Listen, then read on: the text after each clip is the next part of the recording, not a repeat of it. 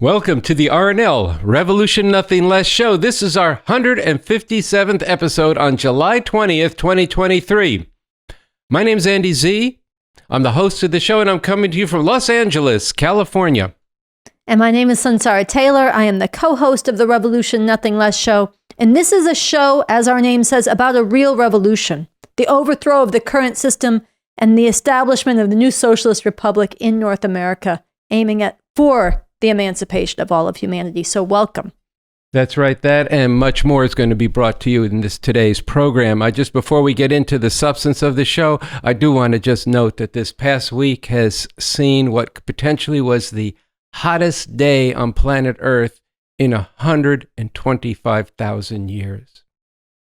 Think about that. Second, the Ukraine war continued to develop in some very dangerous ways that are something we've been covering on the show. We're going to be getting into more. But I do want to bookmark that Trump, maybe even by the time you see this, might be indicted for a second time for crimes connected to January 6th. So this is a very serious matter that sharpens up and reveals the great divide at the top of society, including, I just want to read this one quote from Trump that he said in Michigan at a rally. He said, quote, "We will demolish the deep state. We will expel the warmongers from our government. We will drive out the globalists. We will cast out the communists, Marxists, and fascists, and we will throw off the sick political class that hates our country." Make no mistake about it, this is a sign of the depth of this fascist program that has been revealed in the last week. Has got a tremendous infrastructure behind it, and that is not just tied to Trump, even as he's spearheading it. So this is something that I am bookmarking this because we'll be getting into this more. Yeah, in future episodes. Today, we're going to do something special. In the middle of our show, we're going to spend quite a bit of time responding to questions that you have posed to us recently and sharing some answers from different elements of what we've done here on the RNL show. Later, at the end of the program, we're going to hear from Rafael Kadaris with a few words in light of the upcoming release of Oppenheimer, the film about the father of the atom bomb. And you're going to have some things to say about this scathing rendition of the Star Spangled Banner from Jill Scott, and a challenge to those who cheered her, rightly so, but need to go further. We're going to begin today's show, Sunsara, with a piece that appears on Revcom.us from Bob Avakian. Bob Avakian has developed a whole new framework for human emancipation that we call the new communism. He's developed a strategy for revolution. He's developed and written the Constitution for a new socialist republic. And you're going to be hearing a lot from him in today's show. I will say that he is nothing like any of the bourgeois leaders or wannabe bourgeois leaders who are looking for a place within this system and to enforce this oppression on the masses of people of the world. Bob Avakian is someone who stands for the liberation and the emancipation of humanity here and all around the world. So this new piece that appears on Revcom is titled "Liberals, Liar, Liar," in honor of Daniel Ellsberg, who is willing and determined to face and to speak and to urge others to speak out about the crucial truths about the crimes of this American empire and the dangers it poses to the people of the world and the very existence of humanity. Now, this new article adds a sharpening update to a piece from Bob Avakian that was published a year and a half ago, which we illustrated for the RNL show then, and that piece was called "In Light of the Urgency Spoken to in Something Terrible or Something Truly Emancipating," which is the piece that describes this situation, the choice that's before, the options that are before humanity right now. And that was the second time that Bob Avakian had issued a challenge to liberals. And that piece was titled "A Renewed Challenge, a Searching for an Honest Liberal or Progressive." So what we've done is we've put these two pieces together in our illustrated versions in their sharp challenge to liberals and progressives to honestly look at the history and the present day reality of this country and then draw and act on the necessary conclusions. And together they provide a framework and orientation for today's RNL Revolution Nothing Less show. Liberals, liar, liar. in honor of Daniel Ellsberg, who was willing and determined to face, to speak, and to urge others to speak out about crucial truths about the crimes of this American empire and the dangers it poses to the people of the world and the very existence of humanity. By Bob Avakian. For some time, I have been on a quest to find honest liberals.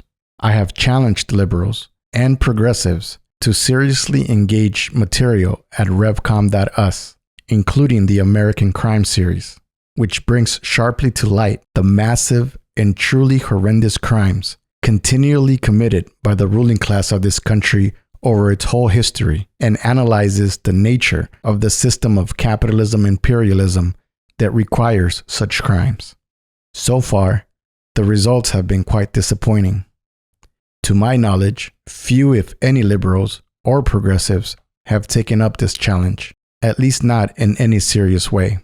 Of course, I would love to learn about honest liberals and progressives out there who are willing to take up this challenge.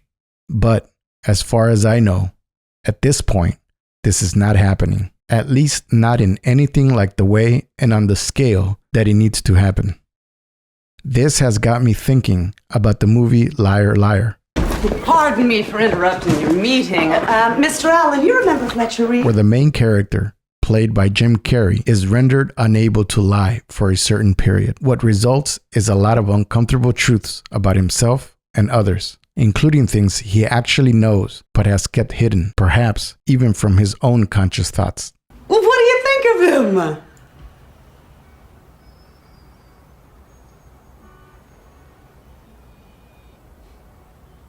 He's a pedantic, pontificating, pretentious bastard, a belligerent old fart, a worthless, steaming pile of cow dung. Figuratively speaking. It would be very interesting to see what would be revealed if the same thing happened to liberals and progressives, and the truth came out regarding what they actually know and don't know about the history and reality of this country and its towering crimes, and what they are deliberately refusing to face up to. Since in real life, there is no device that can render liberals and progressives unable to lie, including to themselves, I will once again issue the challenge to them to face up to the real history and nature of this country and the system of capitalism imperialism that rules in this country and dominates the world, and the profound implications of this, even though I have learned not to hold my breath waiting for this to happen. In light of the urgency spoken to in Something Terrible or Something Truly Emancipating, a renewed challenge, searching for an honest liberal or progressive, by Bob Avakian. There is the story about how in ancient Greece, a philosopher named Diogenes wandered over a wide territory with a lantern to light his way, searching for one honest man. Today, I'm searching for an honest liberal or progressive. More specifically, last year, I issued a challenge to Bill Maher, who continues to bray about how this is supposedly a great country. We're not the bad guys. Here, I'm issuing an updated version of this challenge. For all the liberals and progressives who say they care about justice and are seriously concerned about the situation and the future facing humanity, but still are clinging to the notion that there is something special, something especially good about this country, even while they may admit that it has many faults. All those liberals and progressives who, in any case, say that this system we live under should be preserved while we work to overcome its faults, and that it is not necessary and not a good idea to overthrow this system and bring into being a radically different system. Here is the challenge. Go to the website revcom.us and read the following. This recent major work of mine, Something Terrible or Something Truly Emancipating. Profound crises, deepening divisions, the looming possibility of civil war, and the revolution that is urgently needed. A necessary foundation, a basic roadmap for this revolution. The American Crime Series.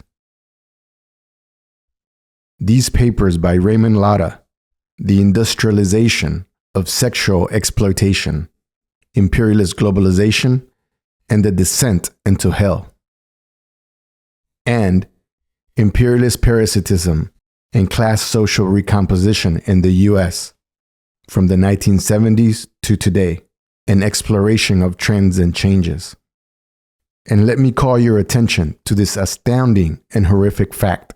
Because of the way the world is dominated by this system of capitalism imperialism, in the third world, Latin America, Africa, the Middle East, and Asia, tens of millions of children die every decade from starvation and preventable disease.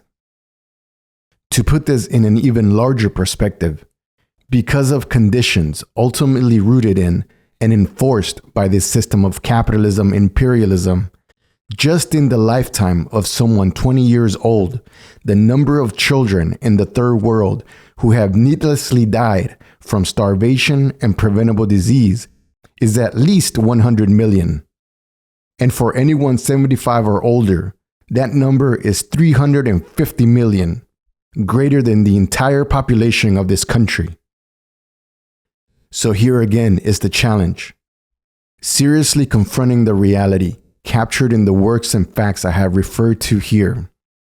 Try to make the case that this is a great country and great system. And see if you can explain why this system should be preserved in any form. Or, failing that, acknowledge that it is true that we need an actual revolution to overthrow this whole system and bring a radically different and much better system and world into being. Do any of you have the integrity and concern for humanity to take up this challenge? We shall see.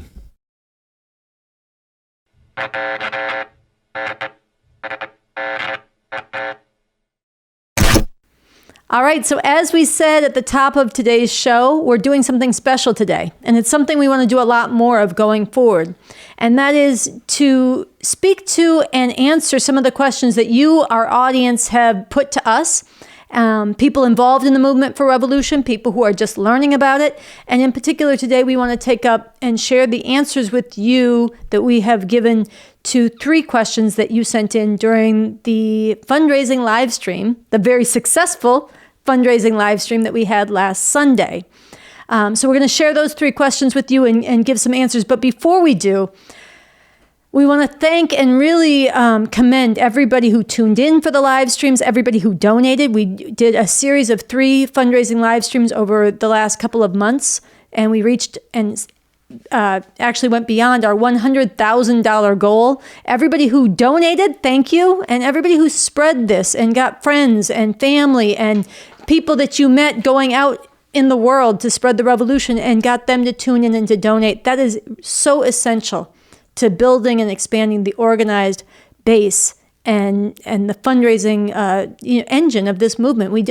All of what we do depends on that kind of fundraising and support, and we need much more of it. So I want to say thank you. And with that, Andy, you want to set up our first question? Yeah. So in this live stream, the host, or one of the two, both hosts actually, Rafael Kadaris and Andy Day, ask questions that have come into us both through the chat during the live stream, but also that had come to us beforehand, either through written correspondence or in ways that through our work.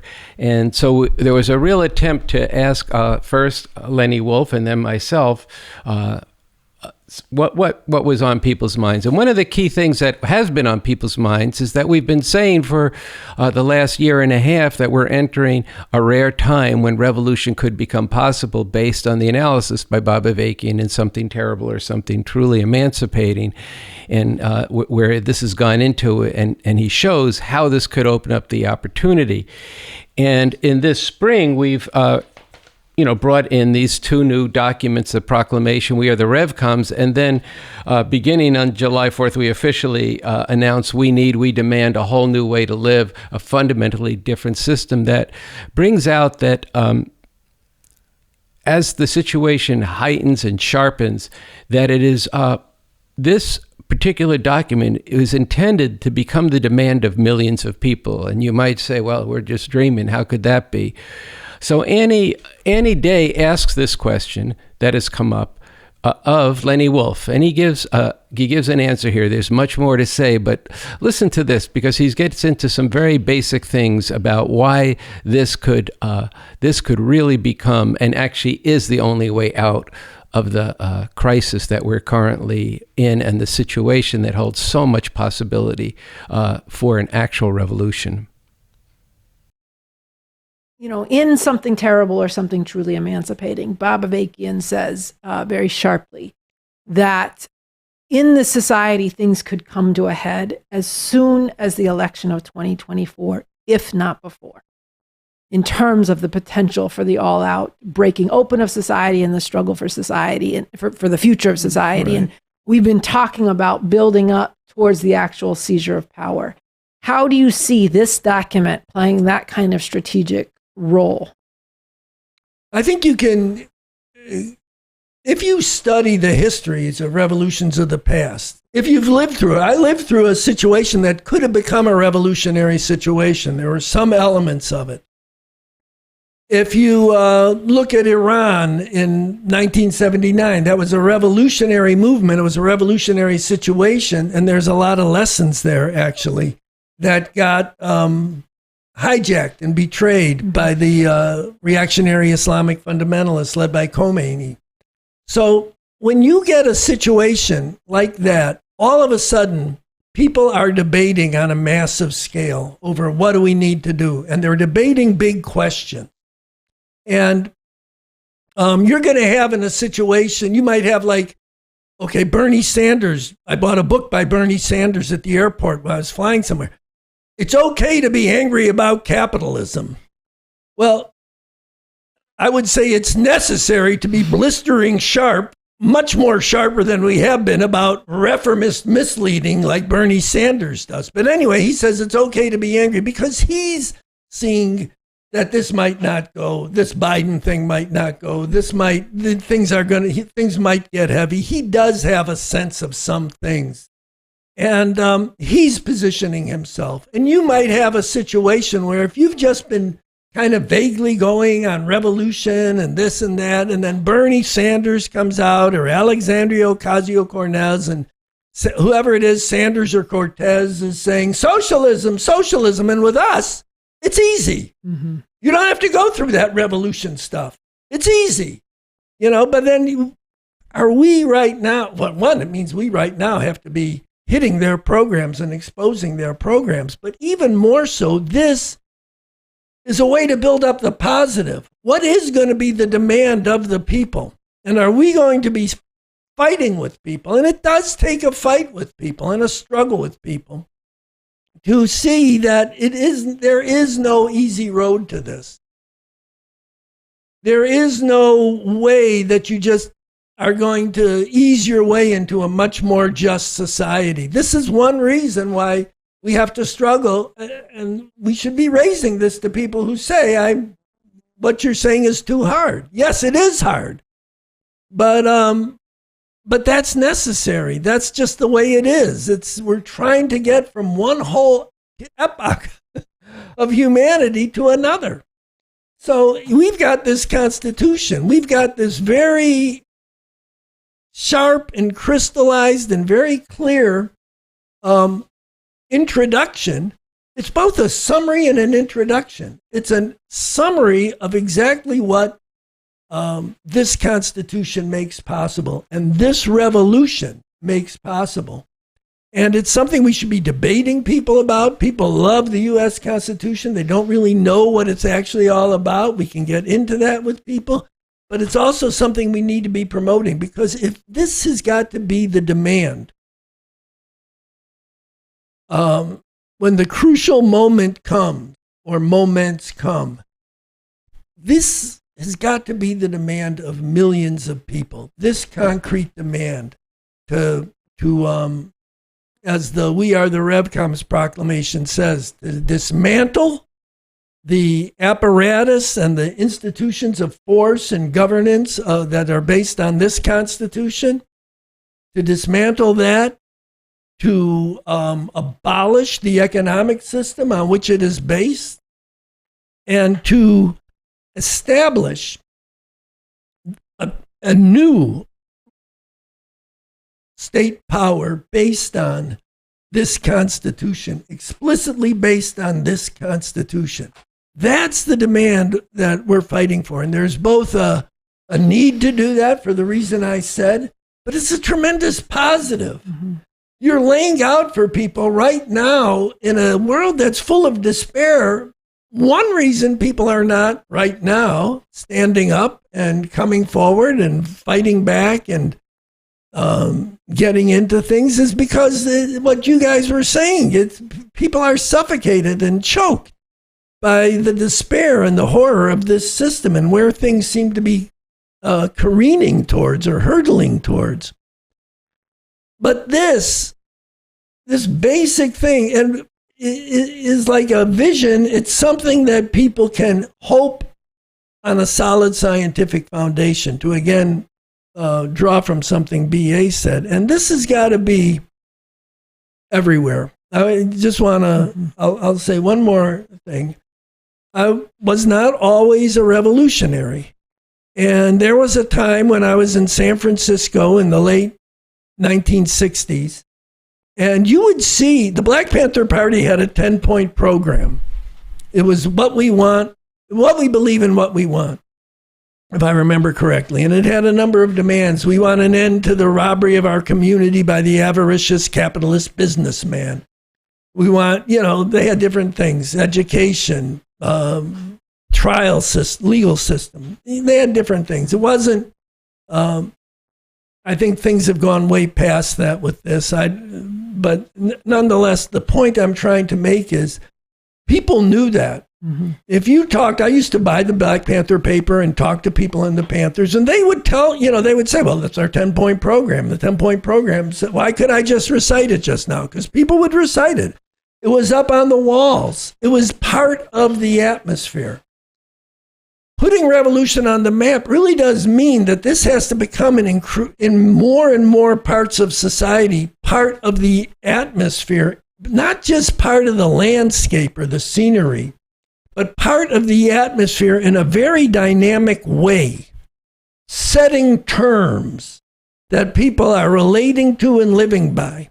Okay? And if they're not living by it, it's still a lodestar there for them, as it was frankly, as it was for me in that period. It was something to say, well, that, that's something I relate to. And there's,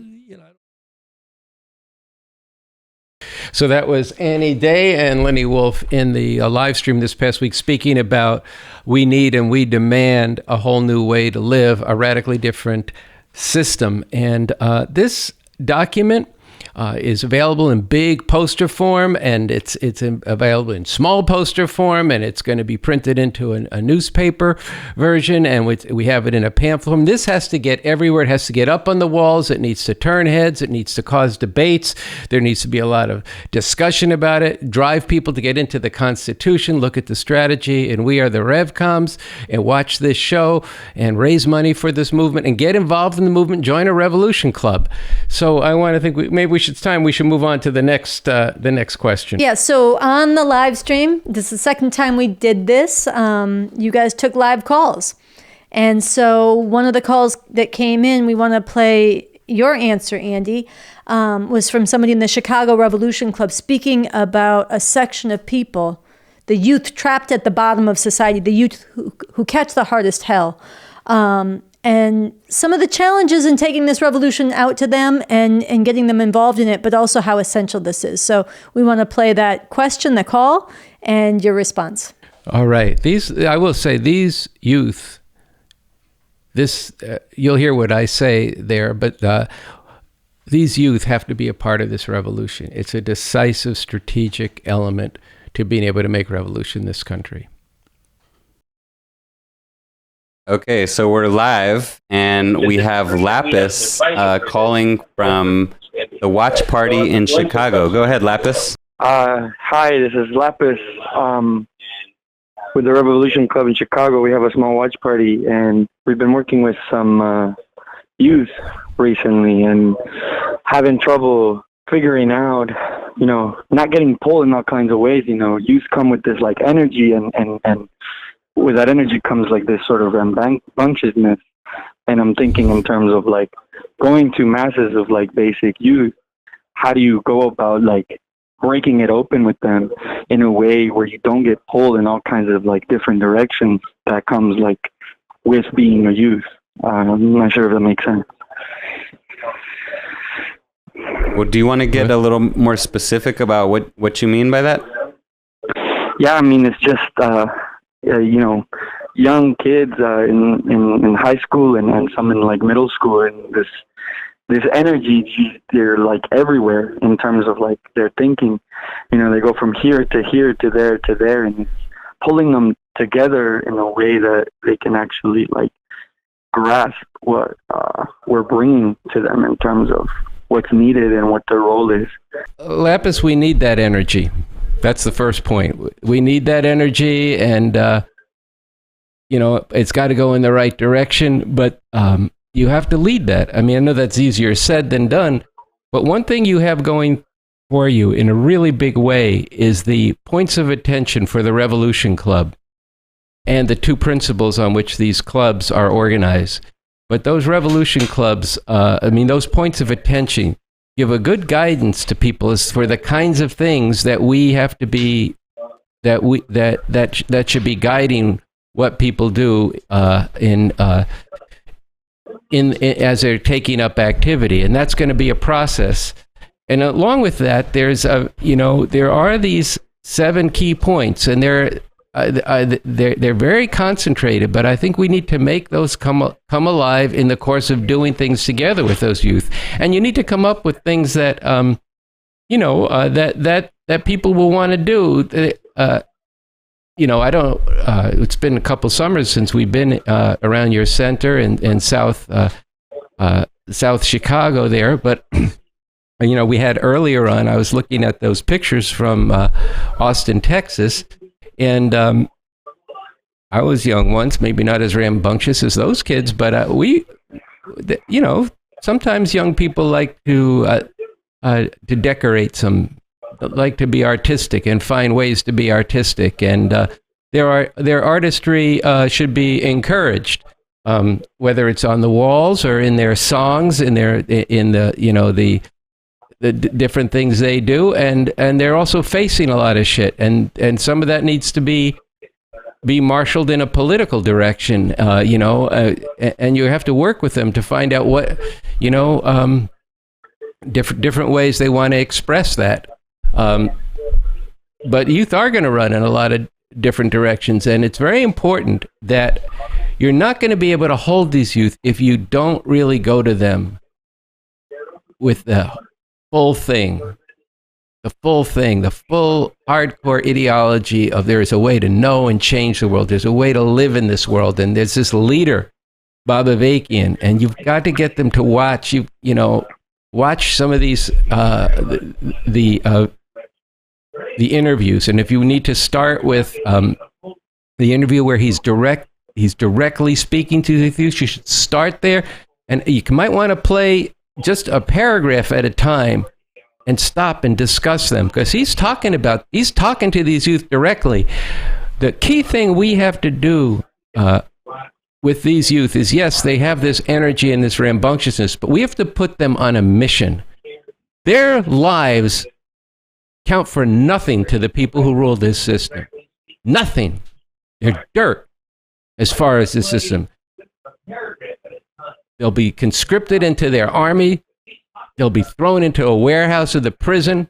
They'll be out here on the street, drugged out in one form or another, brutalized by the police, demeaned by the preachers. All this is what their future is, and they know that here. And what Bob Avakian does in that interview, he says, I know that what's really in here is that you care. You got to listen very closely to their music, which is largely not that good, especially the Chicago drill music. But inside some of these songs, you can sense that there's an aspiration for something better. And there's also a burning anger. And instead of trying to see if I can be number one against the set down the block or 10 blocks away, you got to give them the full thing.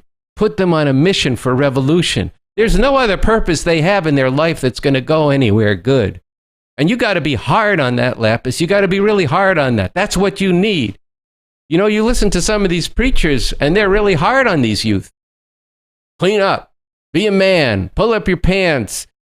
Listen to the Lord. You're not all this kind of crap, which they've largely dismissed, but they've replaced it with what Ralph was, more scientifically referring as nihilism. But nothing fucking matters. I'm just going to go out and spray all over the place. No, you give them this hardcore ideology and a way to act on it and put them on a mission for revolution, and we could fucking change this world. And this is something that we have to be taking up everywhere. I know Revolution Books is in New York. Is just a few blocks from two of the hardest projects, actually, in Harlem. We need to go out there and do the same thing with those youth. These youth need to be on a mission for revolution. They need to be getting into Bob Avakian. And if they think they don't want to listen to an old white man, you got to set them straight, okay? Because this is the leadership they need. Nothing else, nothing less. So that's all I can say to you about this. But and you need to do this in a way that's not like a school teacher. You need to do this in a way that's like, we ourselves are on this mission, and we're here with you. We're standing with you. But we got to do something that really counts for humanity. Not just for ourselves, not just to get ours, but for humanity that could be freed if people like you, those who have nothing, go and fight for what could be for everyone. And maybe, I know it's not their style of music, but maybe listen to KK Ramos on this show 2 weeks ago. That might actually speak to some of them. Maybe it influenced their work too. All right, Andy, you were appropriately on fire with that answer. And we do need to be on a mission to get these youth into this revolution, to put them on this mission. So heed well what you just heard, everybody watching. The final question that we want to take up is one of the first questions sent in on the live stream chat last Sunday during the fundraiser. And it keys off of this document, We Are the Revcoms, which breaks down our strategy for making revolution. The mission, the need, and it goes into the strategy and how we carry this out, including in the middle of it, if you open it up, it says, we have the method, strategy, and plan to make this real. Basing ourselves on the scientific method of the new communism, we actively apply the strategic approach of fight the power and transform the people for revolution. So this is part of what the question asks about. I'm going to read the question, but I wanted to set a context.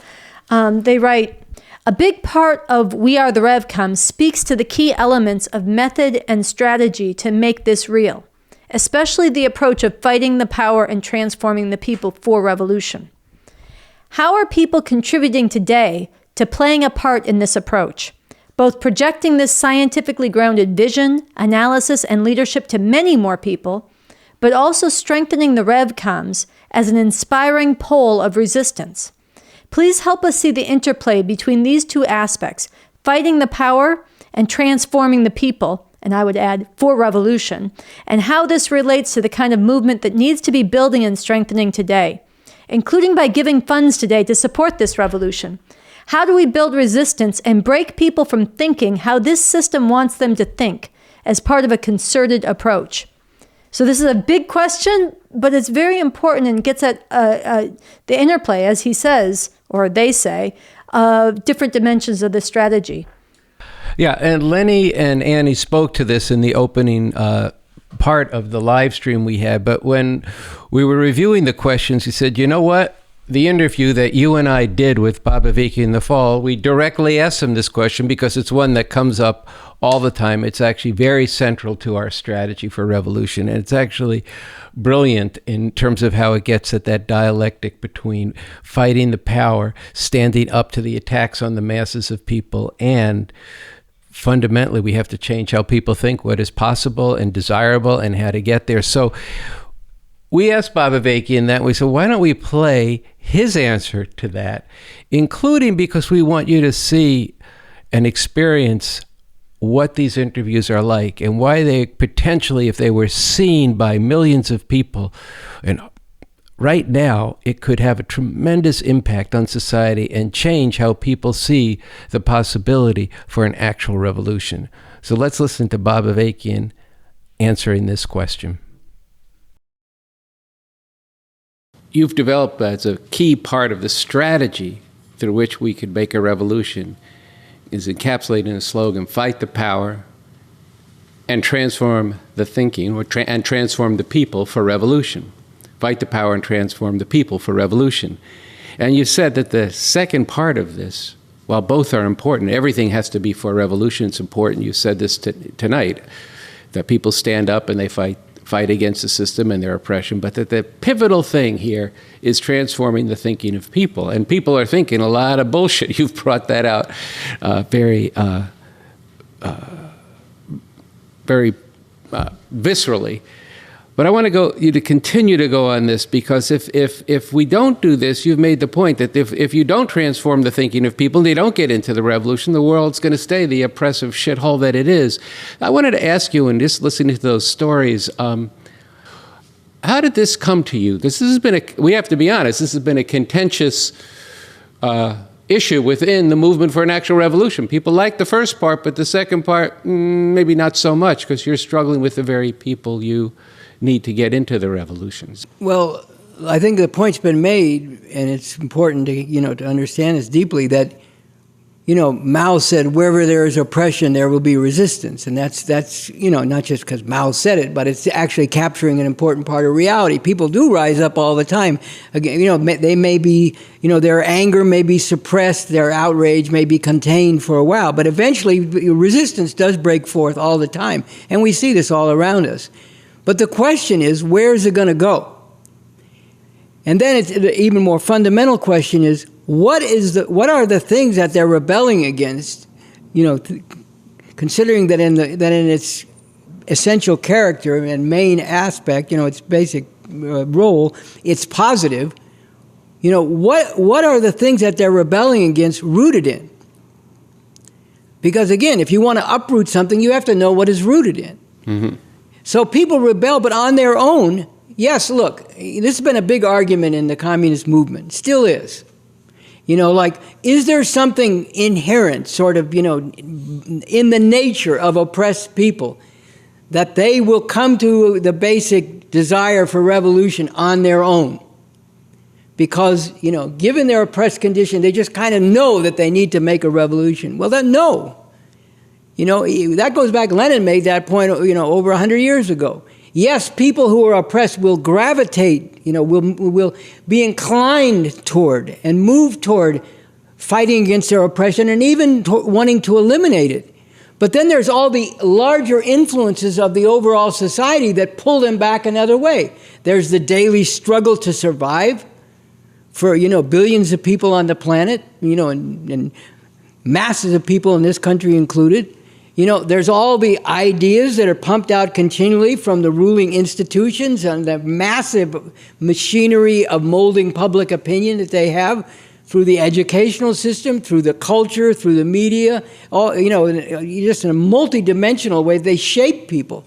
So yes, people may be inclined in the direction of wanting to get rid of this, but then they get pulled back on their own by all this other stuff.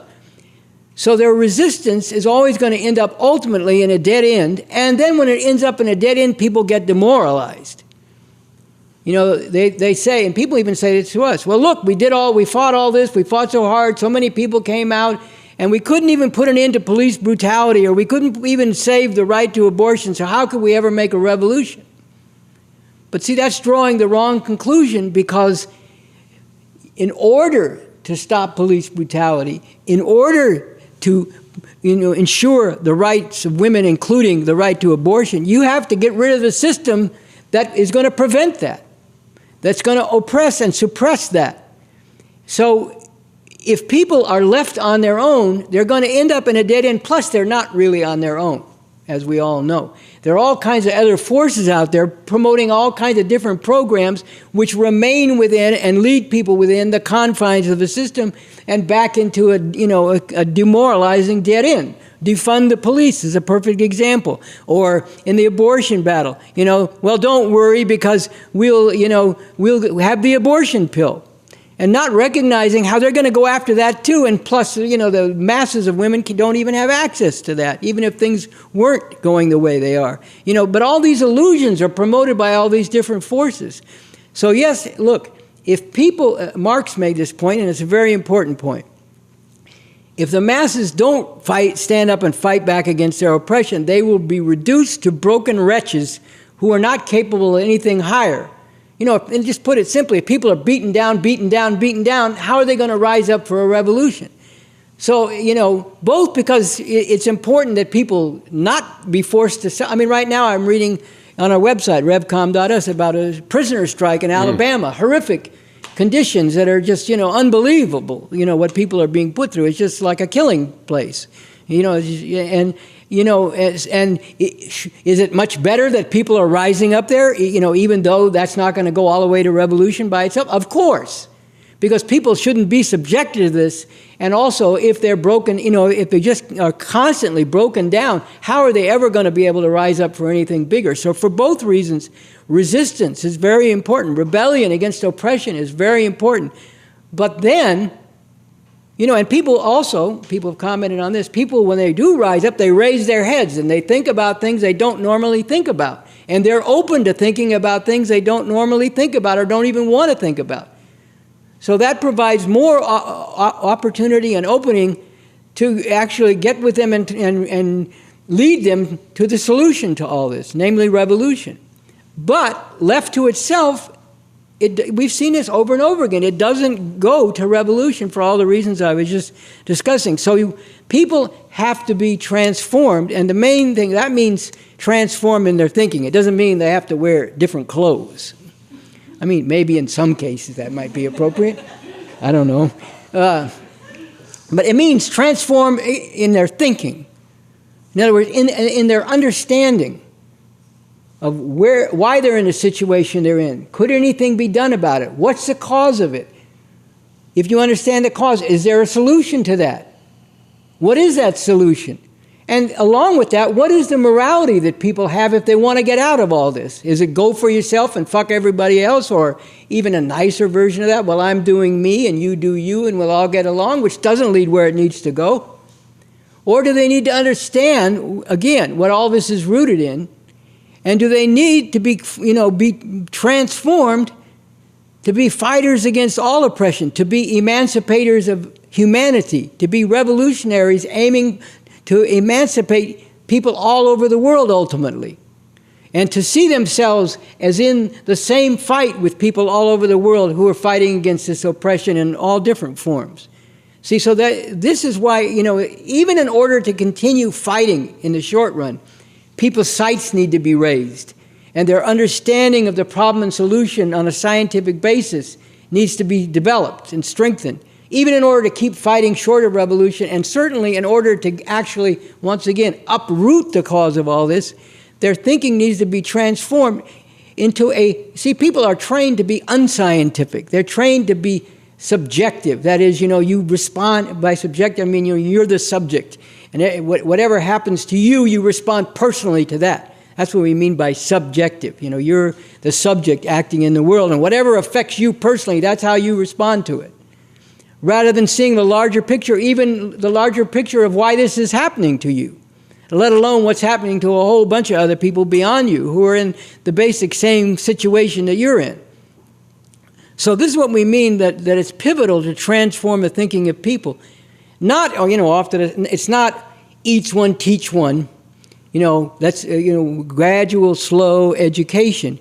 It's transforming the thinking of masses of people by going to masses of people and putting forward, like I said, in everyday language but scientifically based, why this is happening, what it's rooted in, how it relates to other things going on and other ways people are oppressed, and how we can actually get rid of all this, and therefore what your whole outlook needs to be about all this, and what your approach needs to be, and yes, what your morality needs to be in terms of what you're aiming for and what you're basing yourself on. Yes, people, go through hardship, but you're not alone in going through hardship. Billions of people are going through hardship every day, and I've made this point before. You could find a person who's suffering the worst you could imagine somewhere in Louisiana or Mississippi or New York City, and there is somebody else in the world going through even worse. So how do we understand that? How do we relate to that? Is it like, well, that's their problem, and this is my problem? Which means that neither one of you will get out of it. Or if a few of you get out of it, the masses of people won't get out of it. Or do you say, let's look for what we have in common, but more deeply than that, let's look at what it all comes from. Let's take a look. I've said a lot about science, but science is not a mystery. It's just actually engaging, reality. It's just interacting with the larger reality and then looking for what the evidence, see, that's the point that Ardea Skybreak has made, in an interview, Science and Revolution, which you can find at revcom.us. Science is an evidence-based process. It means you interact with reality, you discover the evidence about reality, and then you look at it broadly, and you analyze it, broadly, and then you bring it together, you synthesize it, you bring it together to identify what's essential about it. What are the patterns in it? What are the underlying causes of it? So this is what it means to transform the thinking of people. Everybody can take up a scientific approach. You don't have to be, look, if you're not a professional scientist, you're not going to be able to engage in a particular sphere of science the same way somebody who's a professional is. That's not what we're calling for. We're not saying everybody has to have a PhD in revolution. We're saying you can get the basic scientific method and keep on learning it as you apply it and drawing the lessons and doing that as part of a collective process where people are working and struggling with each other and helping each other understand the deeper causes of things. Everybody can do that. I don't care what your level of education is. It does, you can have the Ivy League degree or you can have dropped out of school in the 5th grade. Everybody can apply science if they put themselves to it and if they're led to do it, and it's part of a collective process. And that's what we need. And people, that's what is meant by transform the thinking of people. Transform their thinking from the spontaneous ways that they're misled to misunderstand what's going on, to have a scientific approach. And with that scientific approach, you get the understanding that provides the foundation for a different morality, where you're not just out for yourself, because you understand that being out for yourself is not going to lead to the kind of world that we need. It's not going to lead to getting rid of all the oppression that you're being subjected to, but now you're learning about a whole bunch of other people are being subjected to. But it does correspond to maybe the dreams you've had, or the hopes you've had for some kind of world where all this doesn't go on. That's what it means to transform the thinking of the people, while we're also mobilizing and uniting with people to fight the power, to fight the outrages of the system, all in order to do those 3 prepares. Prepare the ground, the political situation, prepare the masses of people, not just a few, thousands and millions ultimately, and prepare the leadership that the masses of people need, the scientifically based leadership, yes, based on the new communism, as a scientific method and approach to lead those broader masses of people to actually work their way through all the contradictions you're going to encounter in order to actually break apart the system and bring it down.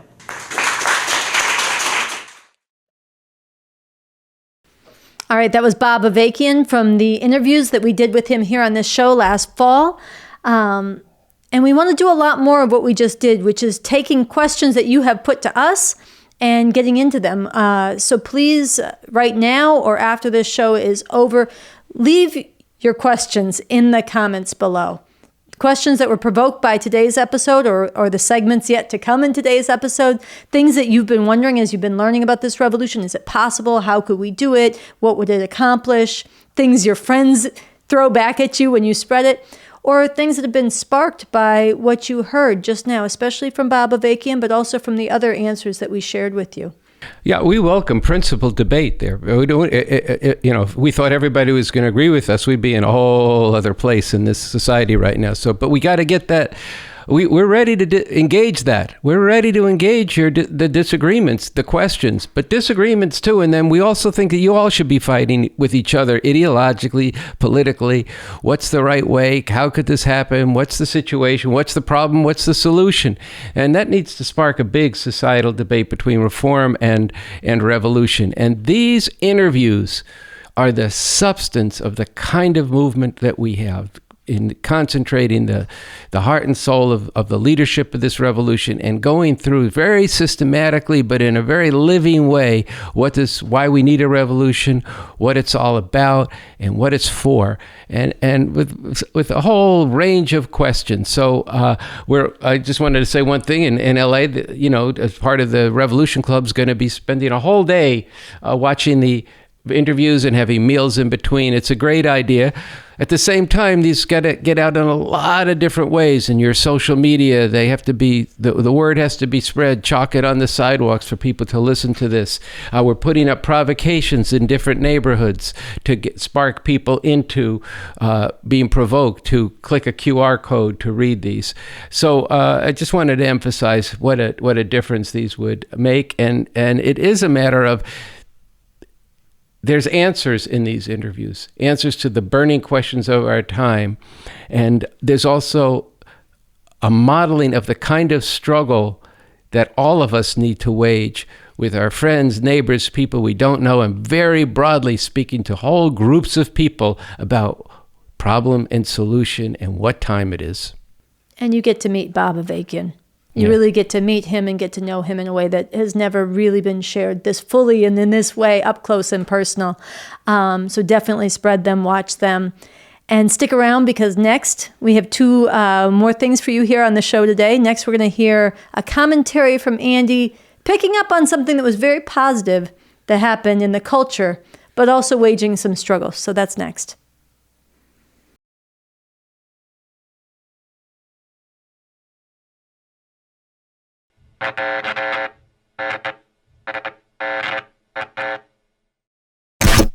On Revcom.us this week, there is what we call a cheers. This week, we shouted out a cheer to the singer, songwriter, and actor Jill Scott, who first came into the nationwide eye with the Philadelphia legendary group The Roots. We applauded her rendition of the Star-Spangled Banner at the 2023 Essence Magazine Festival in New Orleans at a packed Caesars Superdome, which is, as Revcoms said, yes, that Superdome where some tens of thousands of black people were crammed into the most horrendous living conditions after Hurricane Katrina in 2005. Scott wrote her version of the U.S. national anthem, the Star-Spangled Banner, more than 30 years ago when she was a 19-year-old living in North Philadelphia, and she has been performing it while touring this year. Essence Magazine tweeted out, quote, "Everyone please rise for the only national anthem we will be recognizing from this day forward. Jill Scott, we thank you," end quote. Oh, say, can you see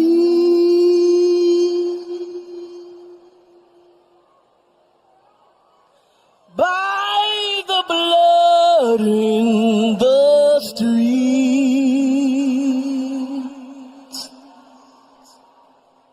that this place doesn't smile on you, colored child,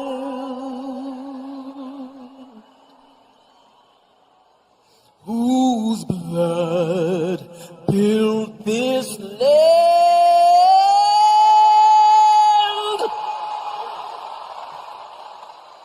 With sweat and their hands,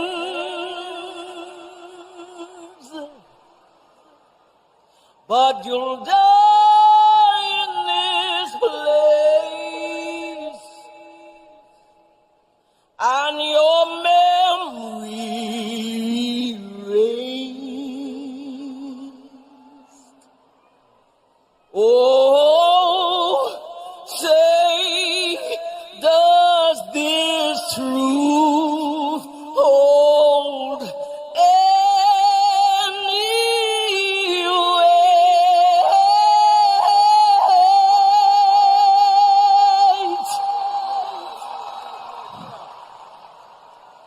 This is not the land of the free,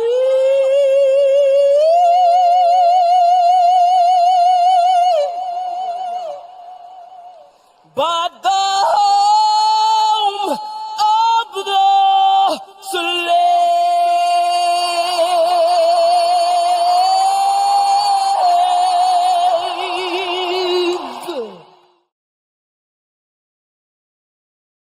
Oh, say, can you see by the blood in the streets that this place doesn't smile on you, colored child, whose blood built this land with sweat in their hands, but will die in this place and your memory erased? Oh, say, does this truth hold any weight?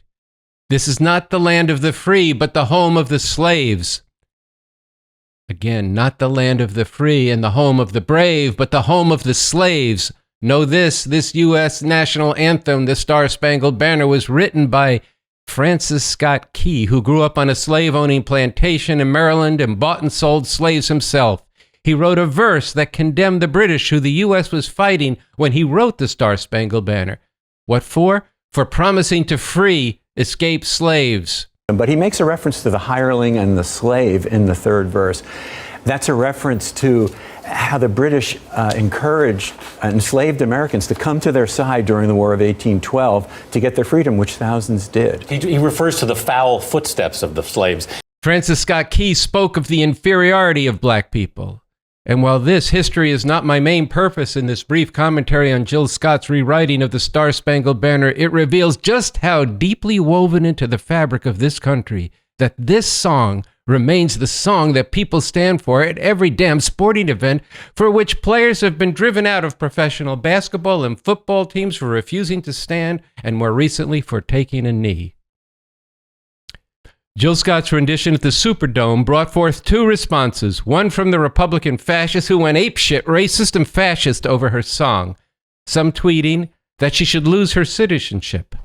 Not an idle threat when Pig Trump, currently the runaway frontrunner in the Republican nomination for president in 2024, has been threatening, quote, casting out, end quote, those who, quote, hate our country, end quote. The other big response is from masses of people, especially middle-aged and older black women and men, expressing big love for Scott for singing the truth that, as one person put it, we live this every day. Here in America, there's not a day that goes by that some one of us is not experiencing that this is slavery in America and it's not over, end quote. I want to say this to all who applauded the righteous truth that Jill Scott sang. We hear you. And we hear the same in responses to TikToks by the Revcoms and by our leader, Bob Avakian, that speak the truth of the oppression of black people in this land of the thief and home of the slave.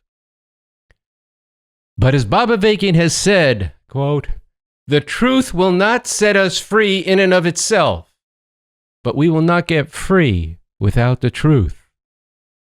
Freedom requires struggle. Freedom requires knowing the problem you face. For one to really be free requires freeing all, emancipating all of humanity. To know how to do that requires science that goes to the roots of the problems we face and then ripping up those roots and changing the world from the oppressive nightmare it is today to what it could be.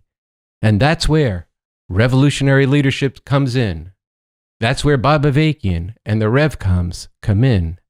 That's why if you are serious in your convictions, if you believe the truths that Jill Scott sang carry weight, then you have to act on them, because there is a way out of the madness. Get your hands on and dig into the proclamation, We Are the Revcoms, and the declaration we demand a whole new way to live, a fundamentally different system. And get into the Bob Avakian interviews on this, the RNL Show. You just saw a part of them where Bob Avakian puts forth a central part of the strategy. Fight the power and transform the people for revolution in the second of these interviews. Got questions? Watch this show, the RNL Show, and binge watch every show since May 1st. Write us, DM us, and call the Rev Club. Leaving your appreciation at this show on social media with a thumbs up, like, or a write on leaves you and millions like you and billions of people around the world facing a future of increasing horror. and perhaps even extinction from this capitalist system's destruction of the environment, or even a game-ending all-out nuclear war. It's not enough. It's not right when there is a solution. Listen, among the 500,000 people who have seen the TikTok of Bob Avakian speak the truth about the murdering police in his dialogue with Cornel West, one person commented this, quote, "Phew, a lot of people are not ready for this conversation. All right, yes, a lot of people aren't ready for that right now, but a lot of people like you are, or you wouldn't be writing what you did or hitting the like button or some other emoji routine. Routine won't cut it in a time like this. Things are coming to a head in this country and the world. We are living in a time where there are fascists who are moving to turn back time to an even more vicious overt white supremacy, along with demeaning, degrading, and throwing women, immigrants, and LGBTQ people back into a hellish nightmare. The Democrats have no answers either. They actually tell you that they really can't do shit, but they repeat the same old shit, slathering honeyed promises over the same oppressive system. It's time for a real change. It's time for a real revolution. Things are sharpening, and as they do, more and more people are going to have ears and hearts for the message of revolution. It's time for you to stop turning away from what needs to be done. We hear a lot of older heads saying that these youth out here aren't doing shit but messing each other up. It's madness. Well, if you see the madness, stop your whining and pick up the tools these youth need in the proclamations. We are the Revcoms, and we need and we demand a whole new way to live in a fundamentally different system. And with this RNL show, especially the BA interviews, and go get these materials to the youth and to everyone who has a heart for and a thirst for being a part of emancipating humanity. Now is the time. Revolution is needed. It's possible. There's leadership, a strategy, and a concrete liberating plan for a far better new society. There is no time to waste.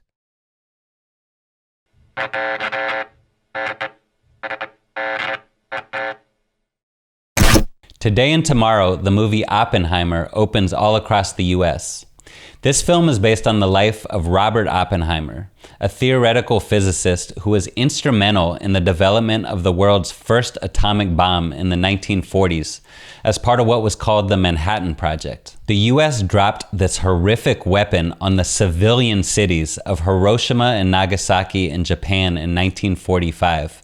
Instantly incinerating tens of thousands and ultimately killing nearly 200,000 people.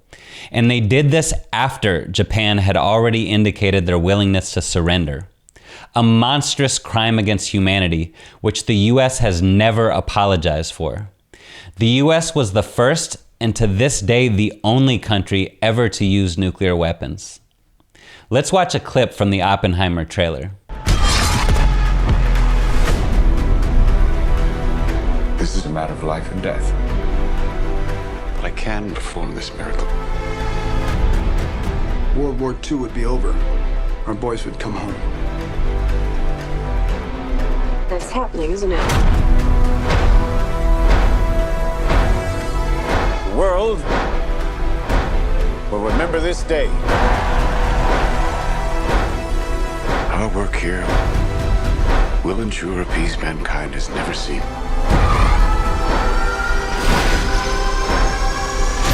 Until somebody builds a bigger one. You are the man who gave them the power to destroy themselves. And the world is not prepared. 7,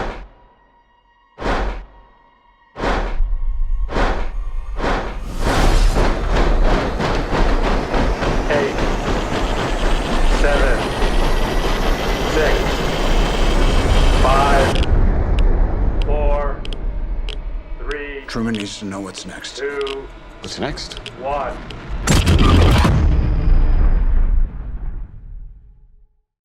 This film is already creating a lot of buzz. Since I haven't seen it yet, I'm not going to comment on it directly. But stay tuned to this show in the coming weeks for more analysis and discussion of it. But what I can say is that this film is coming out at a time when the world is closer to world war, to nuclear annihilation than it's been for decades. The US is escalating its proxy war in Ukraine against Russia, another nuclear-armed power. It's ramping up its military threats and war preparations against China, which also has nuclear weapons. So this is a time of growing existential danger to humanity. But it's also a time of profound crisis and deepening divisions within US society itself, with the rulers at each other's throats and the old order coming unraveled, a rare time when real revolution is more possible. As Bob Avakian has said, we can no longer afford to allow these imperialists to dominate the world and to determine the destiny of humanity. They need to be overthrown as quickly as possible. We need and we demand a whole new way to live, a fundamentally different system. In contrast to this country, which continues to build and update and hold all of humanity hostage with its massive nuclear arsenal, a system which twists and channels scientific ingenuity into developing weapons of mass destruction, the new socialist republic in North America would never use nuclear weapons and will work to abolish nuclear weapons all over the world as part of getting to a world without war. Not the ends justify the means, but as Bob Avakian has emphasized in The New Communism, the means must be consistent with the ends of overcoming all forms of oppression, exploitation, and antagonistic divisions between people. The new society will unleash scientific creativity to open new horizons and serve the interests of humanity, not the dictates of imperialist gangsters. This is not just a good idea, but is actually possible, and it needs to become a rallying cry for people everywhere. The Revcoms will be out at theaters where Oppenheimer is premiering today and in the coming days, bringing this message to people who are being provoked and challenged by this film. Bringing people this new declaration from the Revcoms. If you are in one of these cities, join us. Wherever you are in the country, go right up to the doors of the theaters as people are coming out and pass out this declaration. Ask people to donate to help put this demand on the map nationwide. If people are interested, go to a coffee shop or a bar nearby and get deeper into things. Think of provocative actions outside the theater when crowds are going in and out, like die-ins with hazmat suits and bold visuals saying no World War III. It's this system, not humanity, that needs to become extinct. And we need and we demand a whole new way to live, a fundamentally different system. Have a table with big fundraising visuals and goals for what you aim to raise. Above all, challenge all those who are moved by this movie and concerned about the future of humanity to not wallow in despair or look out for themselves while the climate of our planet goes over the cliff and World War III looms, but to become part of this revolution. One key way to do that is to get this clip from the Bob Avakian interviews out everywhere people are watching and discussing Oppenheimer. You know, I stay in my own lane. You know, you think if there's a nuclear war, it won't touch your lane? I mean, come on, let's get serious around here. You know, you think if U.S. and China go to war, your lane is going to be somehow, I'm just going along in my lane. I mean, people need to wake up and get serious. This is a contest between oppressors, the world's leading oppressors, with the U.S. #1. Yes. USA #1 oppressor and plunderer in the entire world for decades.